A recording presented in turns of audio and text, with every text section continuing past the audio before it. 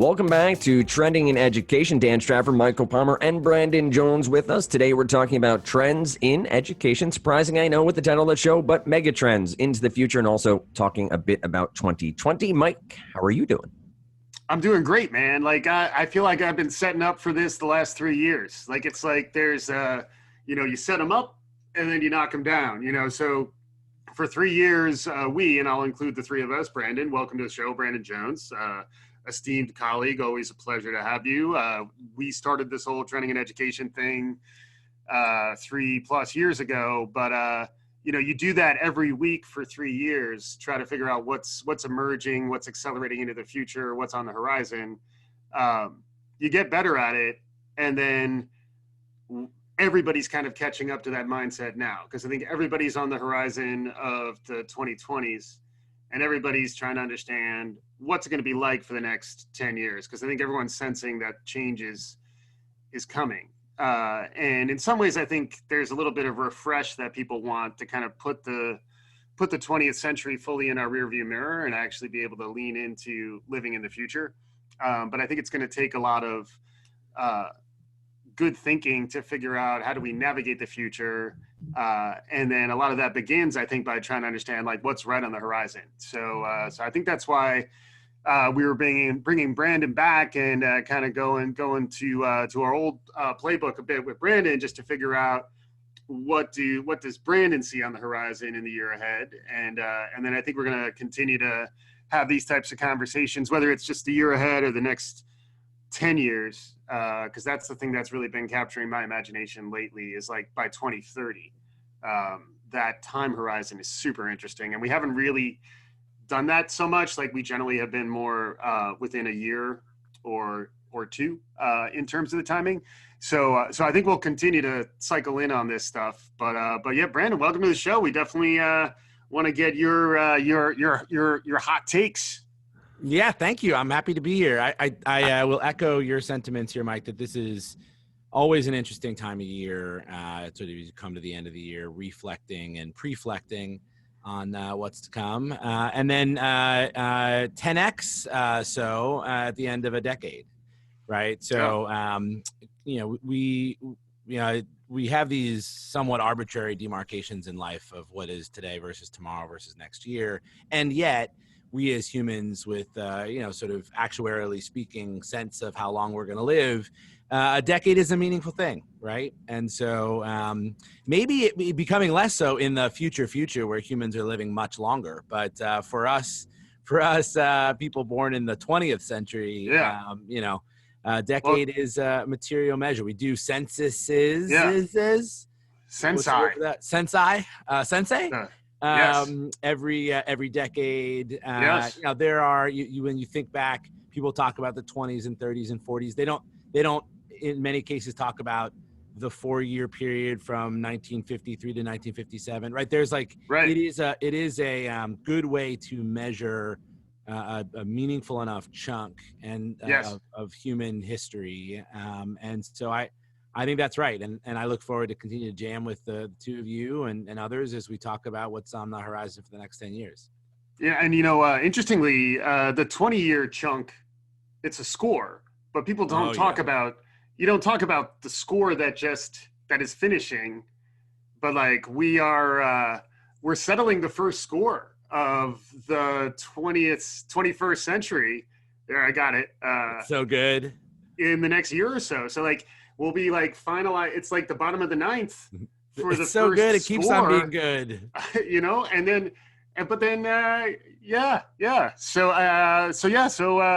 So Dan, because we do this all the time. Right. We don't have our specific predictions prepared as of yet, but I believe Brandon has. I mean, we could wing it a little, but I think we want to build a little suspense around those things. Will be revealed in due time. But Brandon, yes, I believe you are ready to bring some ideas around what you're anticipating. Is it in the year ahead? Like what time horizon are you ready to talk about? Yeah, so I would say, yes, and you here. Yes, these I've got a couple of things that are on my mind for Yeah. 2020, Yeah. and then I'd love to jam with you again on a little longer time horizon. But I'll do the foreshortened version of what's coming up in the near future, and keep Yeah. it 2020. Yeah. And just one thing here. So we've talked about when we want to keep it 2020, right? We want to have our 2020 vision, right? But sometimes it makes sense to be farsighted, in which case you got to keep it 2030. All right. So Yeah. I just wanted to put that out there, and now I'm going to get out of the way. So yeah, please. I think we have a new T-shirt to make there. That's well done. Brandon, what's on your mind? I would say these jokes write themselves, but it's really Mike that writes them. So, so as we look ahead to 2020, I'll start with a pretty unfresh prediction, which is 2020 is an every 4-year year. So that will be an election year. And election headlines are going to dominate everything. And I say that sort of woefully. It's not something I'm looking forward to. I like I exercise my civic responsibility and I lean into this process. So I'm not, I don't wish for a very different system. I wish that the sort of tenor of the conversation were different right now. From an education point of view, this is an education podcast. So, the items that are on the list for 2020, you'll probably hear on debate stages, et cetera, include free college education for all or in some format, whether that's free community college, free 4-year college, dramatically reduced cost burden for college. I'm interested in that. I hope that that does pique some interest because I think that educational attainment, although I do think that for a farsighted forecast here, 2030, there's going to need to be more material change in our higher education system. Tuition's too damn high. That's the good. Tuition is too damn high. That's right. For folks who don't know, the rent is too damn high guy from New York City, go check him out. You can Google that. But yeah, it's I think for 2020, I can pretty confidently say that there will not be major changes in the higher education system. So things like free community college or college fall are important. And the second is debt forgiveness of student loans. So, this is one where doesn't really matter where you are on the political spectrum is you're going to have a point of view on it. And I don't know that there is one point of view that is necessarily more right than another, but it is a real burden. And I think does, demands a healthy conversation about what we do about that. And those two things are linked for future students, but for the students who have gone through and, thinking about 2020, we have students who are bearing student loan debt and who are in college who were born in the 21st century. Right. And for the 2020 election, this is the first time that people born in the 21st century will be voting for a president in the United States of America. Right. So, that is the demographic change, and I'll come back to that in a little bit. But the demographic changes, they're happening, whether or not you see them, they are happening. So my last point on the 2020 election is I'm activated by the education related items. I am despondent is probably too uncharitable, but I'm doubtful that those will bubble up. I think that the 2020 election is going to be about electability and sort of fit for the office of presidency. We're going to be hearing. Plus the impeachment, like whatever's going to be unfolding in the next few weeks. I mean, like it's almost like we're going to go through some ordeals even before the election happens, Yeah. So like, but like these topics are spot on. Like they'll be bubbling up, but like we are in the midst of a constitutional crisis. So like the likelihood that like educational policy is transformed, hopefully maybe we could help focus the conversation, get more. Like the topics you're raising, also like affirmative action in higher ed is another interesting one that I think is going to have a lot of attention, probably even at the Supreme Court. There will be place where education is bubbling up, but it's going to be tough to really make an impact amidst the noise. I think that's right. Good luck navigating your way through the noise to all of those. And by that noise, I don't mean the dulcet tunes of the three of our voices. I mean the noise that's going to be around you, 2020 election style. That's one of three. I've got two more. So the second is it's a callback to an old favorite of mine, but 5 words for you.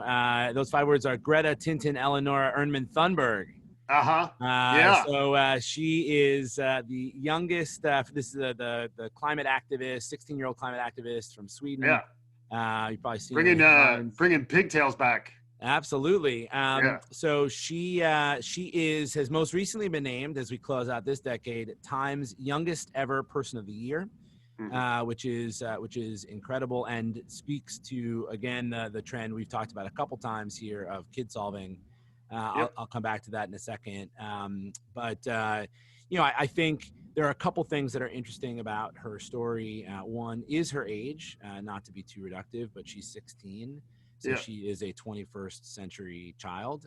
She has gotten onto a world stage quite literally, having briefed the United Nations as a 16-year-old political activist and her principal concern is around climate change. And the rhetoric of that conversation and some, including some elected officials, have just dismissed it. But the rhetoric there is to get attention of the adults in the room. She has talked about how adults are stealing her future.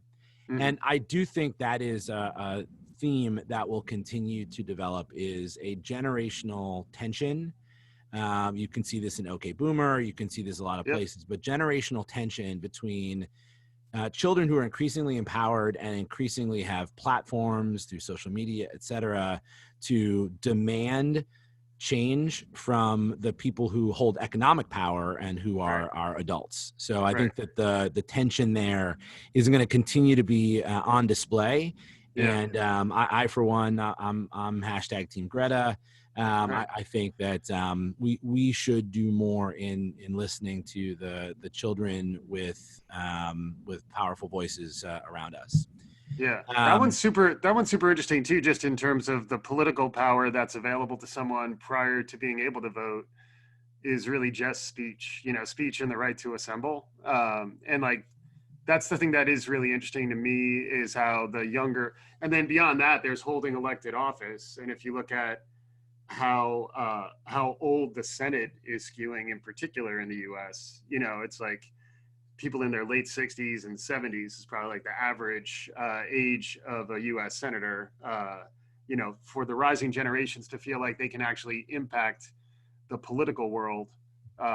It's not really going to be through traditional democracy. It's more through the right to assemble, the right to mobilize. So I do think that you're definitely hitting on something. And I think Greta is hitting on that thing, which I think you had talked about as kid solving back in the day. And I also think it's more intergenerational and complex too, like around the relationships too, because like I particularly the boomers aging out is the thing that I think is really resonating. And then how divided, because basically there's 2 or 3 generations in the middle between like Greta and a U.S. senator, for example, and like the majority of the country is in the middle there, but we're sort of watching that conversation happen. And what I'm interested is to see how it becomes more multiple voices with different perspectives that aren't only sort of understood, only indexed against age. Because I think sometimes that can be limiting as well. Greta should be a wonderful guest too. So we should explore Dan, you've got an assignment for you there. Yeah. 2 last things on Greta before I wrap with my third. So one is, Mike, you've talked about this author, the author of *Sapiens*. You all know Harari in the past. One of, I think it was probably from last year, but an article that he wrote, or a synthesis of something that he had written, talked about how 1,000 years ago, 500 years ago, 200 years ago, it made sense to trust adults because adults had good connection to sort of from an actuarial point of view, from a predictable point of view, what the world was going to look like when their children grew up. And that's no longer the case. So, if this is reductive, but the idea that children should be trusting adults to give them life advice, that's maybe more tenuous than it's been. And so this is, again, just in the sort of Greta space. Especially if it involves programming a VCR, right? I mean, like, they just should not trust them anymore. That's right. I'm sorry. I got that. I mean, I'm in a DVD player. Sorry. Excuse me. Yeah. And then the last item on Greta, and this is maybe a segue into the next, is she has, and her mom has opened up about her Asperger's, and Greta talks about that as her superpower.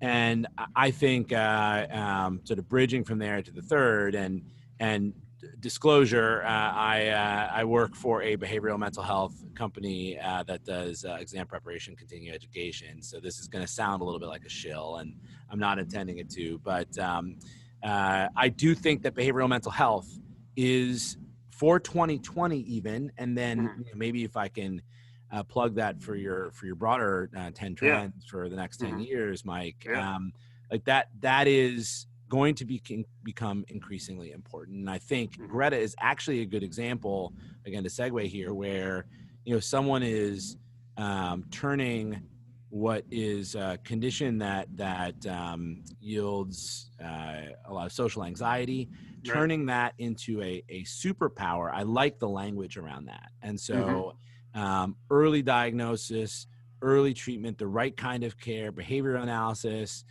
some of the whole person movement, when the whole patient movement, we talked about the whole student movement, the whole teacher movement.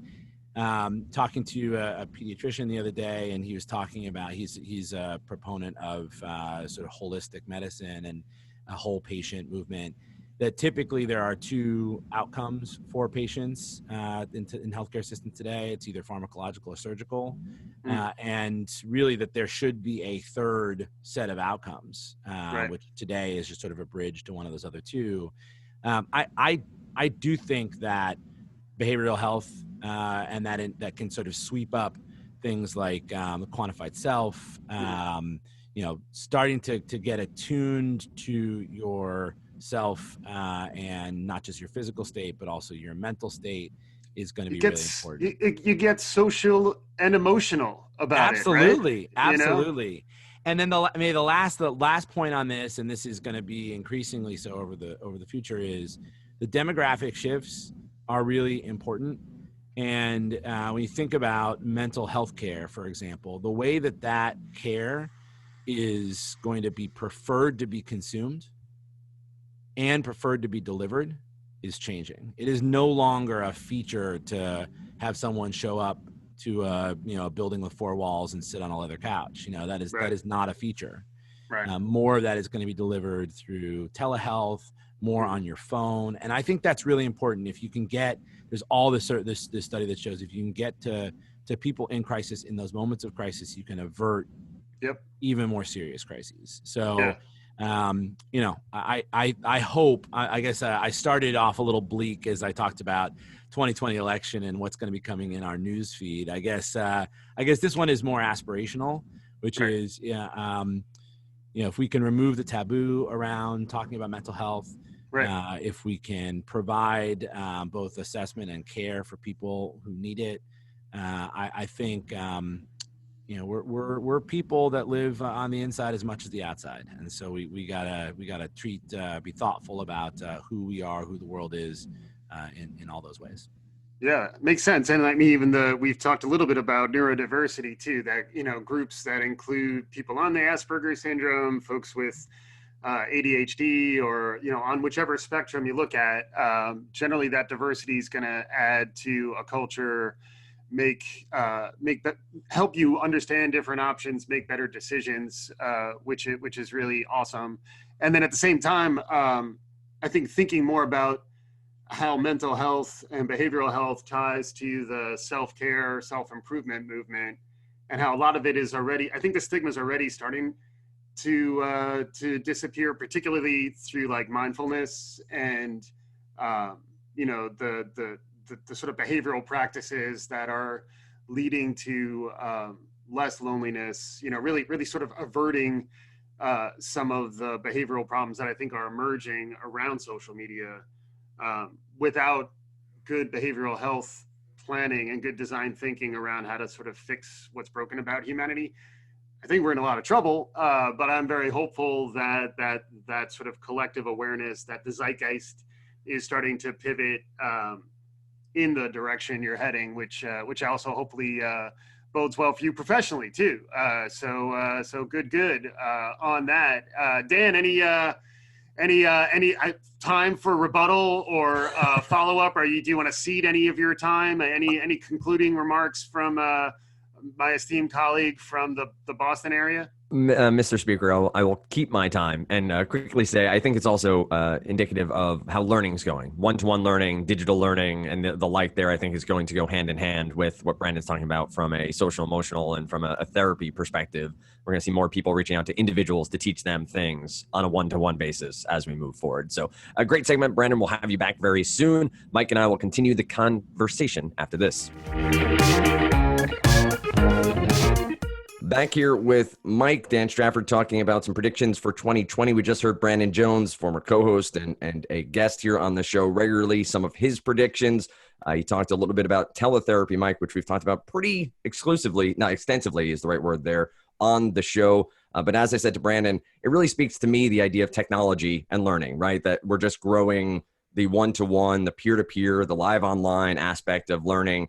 And though MOOCs may have been killed off a few years back, it's just going to keep growing and keep becoming part of the fabric of learning. Do you agree with that? I think so. Although I guess so. Yeah. I mean, the MOOCs, I would distinguish MOOCs from like behavioral health, just generally that.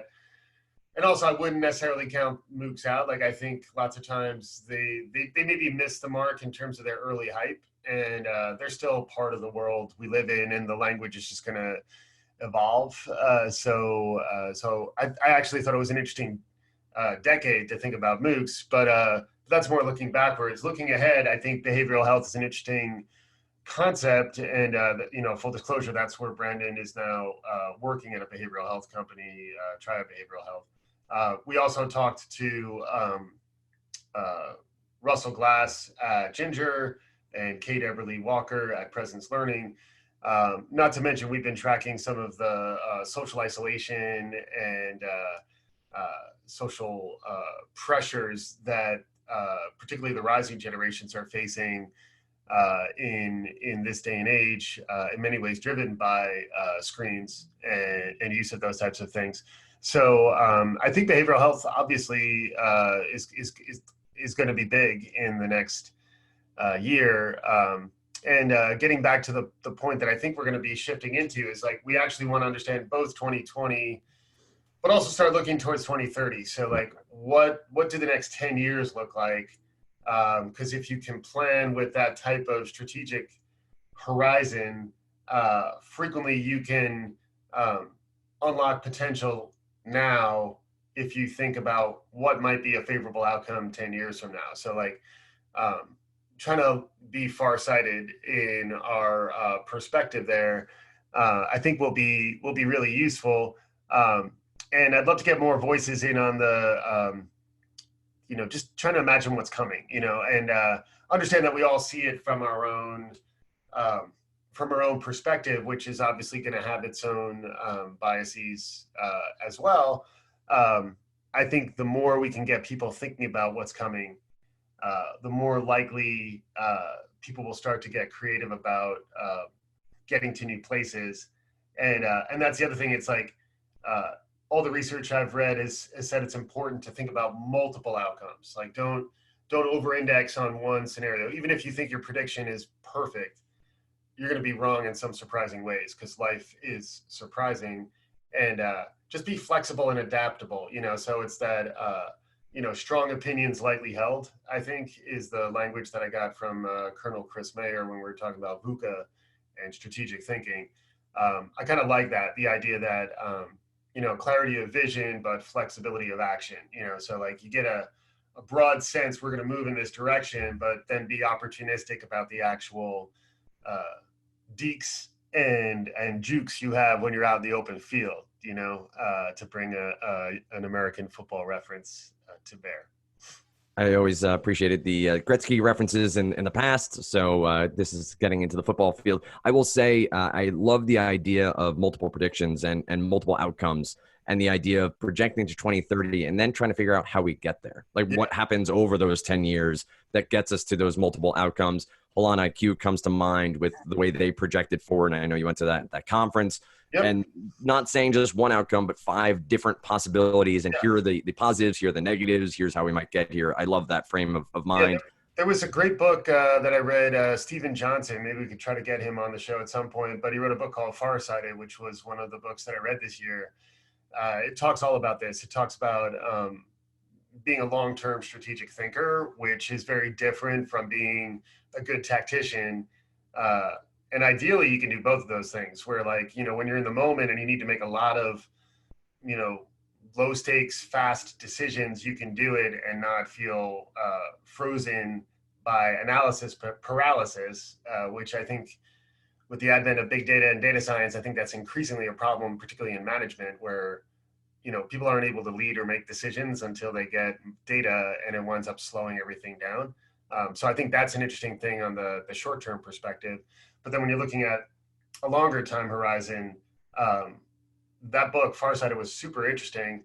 And it talked about, in addition to understanding multiple scenarios, preferably favorable, you want to understand both good, bad, and weird scenarios so that you sort of have the facility in the moment to understand, what if things go beautifully according to plan? Like, what if they even exceed expectation? What would I do? And then flip side, what if everything went wrong? What would I do? And then the third range of scenarios is, and then what if something just totally off the radar happened? Which is also why simulations and scenario-based thinking are one of the macro trends that I would see really for the foreseeable future, say the next 10 years, is that thinking about like interactive scenarios, immersive experiences that teach decision makers how to make increasingly complex decisions with just inundation of signals and noise and data, because I think increasingly to make good decisions, you're going to need to be able to filter extra stuff out and then still be able to have that clarity to sort of, and situational awareness to kind of like make fast real-time decisions. All of that to me speaks a little more to mindset training, like, and I think that comes from practice, not the game. It comes from practice, Dan. And everybody's talking about AI. Yep. Who's talking about practice? We're talking about practice. We are each and every time we record. I will also say, I think that the idea you said, strong opinions, lightly held, is the idea. I think something I've learned in doing this show and also just in life is being okay being wrong and learning from it, and having opinions, but also being able to learn from when you're not right with said opinions and on them and keep going. And I think this business, trying to predict out the future, trying to see where trends are going, being able to adjust on the fly and understand new trends or new data points is such a big part of it as well. Yeah, I agree. And like, view that as it's an opportunity to learn. When you're wrong, if you're always right, you're never learning, so the game's over, dude. So like, if you're occasionally have a misread, it's like, how much do you confidently assert something when you don't really know? Right. That's another problem, So like, if you don't actually know what you're talking about, don't assert that you do, which is another challenge I think we all fall prey to. But I think the reality is we're all learning as we go. We're all failing regularly. I just think you don't necessarily want to position it all negatively. Like I think there are opportunities to kind of reframe, how to operate. Cognitive restructuring is what it's called frequently, in behavioral therapy. But there are ways in which you can sort of change your own mindset. Obviously you need to be in a good place to be able to do that, but like, hopefully we can start providing more of those types of tools so that people understand how to break out of their ruts and be more flexible in your thought, and be more hopeful and positive and calm as a leader. It's all good stuff. And then we're entering into prediction season, Dan. Like, no joke, we're going to be talking about predictions probably for the next year, right? Like, right. 2020, it's a year to talk about predictions for the next decade. And it's really just starting. It's a super symmetrical year. People are going to be thinking about the future and hovercrafts and robots and brain-computer interfaces, and then we'll all be social and emotional. It's going to be a lot of fun, right? We're looking forward to 2020. I think you nailed it right there. The year of the prediction, as we look forward to many, many predictions across the year. Lots of research, lots of researchers, lots of teachers and educators and learners on the podcast as well to get their points of view, get new voices on here talking about what is important to them and what they see in the future of learning and education. That's going to do it for this episode. As Mike said, though, stay tuned. Plenty more predictions to come, both of the formal episode but also throughout episodes when we're discussing different topics throughout the year. You'll hear a ton about it. If you have predictions or you have thoughts on 2020 and also 2030 out there 10 years from now, I'd love to hear from you on social media. That's at Trending Ed on Twitter, same on Facebook, linkedin.com/trendingeducation, a great place to have conversations around topics such as these. So join us over there. If you're on LinkedIn, we'd love to hear from you. And of course, check out trendingeducation.com. That will be growing and changing over the next few weeks. We look forward to getting more and more content out throughout 2020 on trendingeducation.com. As always, thanks so much for listening to Trending in Education.